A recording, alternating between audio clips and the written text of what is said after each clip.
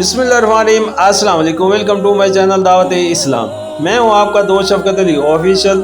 उम्मीद करता हूं कि आप सब लोग ईमान के आला दर्जे पे होंगे।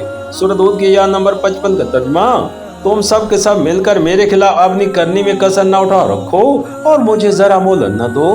सूरह हूद हाशिया नंबर 62। ये उनकी उस फिक्र का जवाब है कि हमारे मबूदों की तुझ पर मार पड़ी है, तकाबल के लिए मौलाइजा हो। सूरह यूनुस आयत नंबर 71। सूरह हूद की आयत नंबर 56 का तर्जुमा, मेरा भरोसा अल्लाह पर है जो मेरा रब भी है और तुम्हारा रब भी। कोई जानदार ऐसा नहीं जिसकी चोटी उसके हाथ में ना हो। बेशक मेरा रब सीधी राह पर है। सूरह हूद आयत नंबर 63।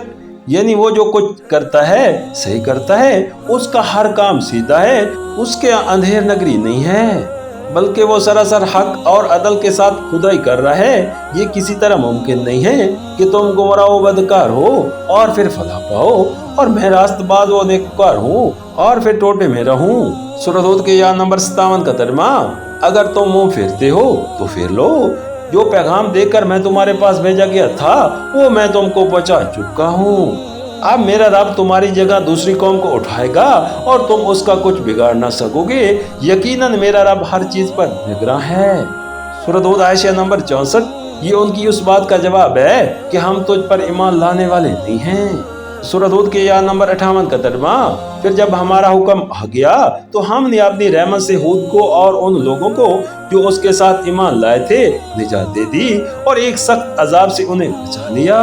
सूरह हूद के आयत नंबर 59 का तर्जुमा, यह है हाद, अपने रब की आयत से इन्होंने इनकार किया, उसके रसूलों की बात न मानी और हर जबार दुश्मन हक की पैरवी करते रहे।